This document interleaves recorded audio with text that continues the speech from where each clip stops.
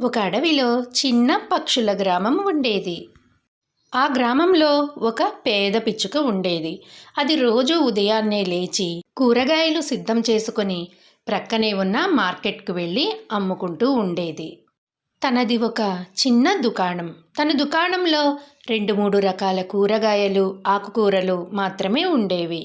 తన దుకాణం చిన్నది కావడంతో తను సంతోషంగా జీవించడానికి సరిపడినంత డబ్బు సంపాదించలేకపోతుంది ఆ పిచ్చుక. అంతేకాదు, తన దగ్గరకు కూరగాయలు కొనడానికి కూడా పెద్దగా ఎవరూ వచ్చేవారు కాదు. ఒకరోజు తను కూరగాయలు సర్దుతూ ఉండగా ఒక వింత జరిగింది. తన బుట్టలోంచి ఒక యాపిల్ పండు వచ్చి మాట్లాడడం ప్రారంభించింది. అది 2 బుజ్జి బుజ్జి చేతులు, కాళ్లతో ఎంతో ముద్దుగా ఉంది. Hi blue bird, how are you? నేను యాపీ ద యాపిల్ని. నేను నీకు సహాయం చేయడం కోసమే వచ్చాను. ఆ మాటలకు బ్లూబర్డ్ ఆశ్చర్యపోయింది. యాపిల్ పండు మాట్లాడుతుంది, పైగా నాకు సహాయం చేస్తుందంట. ఇది చాలా వింతగా ఉంది. కానీ నువ్వు నాకేం సహాయం చేస్తావు అని అడిగింది ఆ బ్లూబర్డ్. మీరు చాలా రోజుల నుండి చాలా కష్టపడుతున్నారు, కానీ మీ వ్యాపారం సరిగా జరగడం లేదు.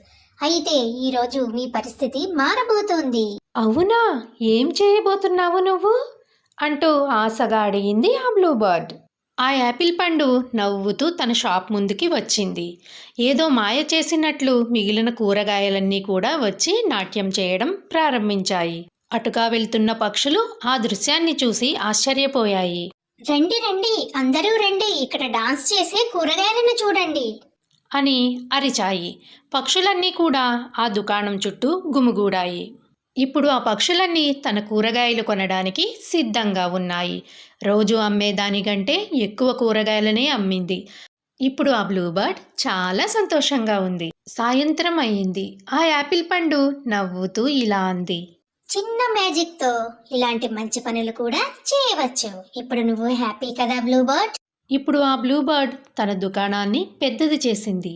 ఇప్పుడు ఆ పక్షులన్నీ తన దగ్గరికే వచ్చి లైన్లో నిలబడి మరీ ఆ కూరగాయలను కొంటున్నాయి.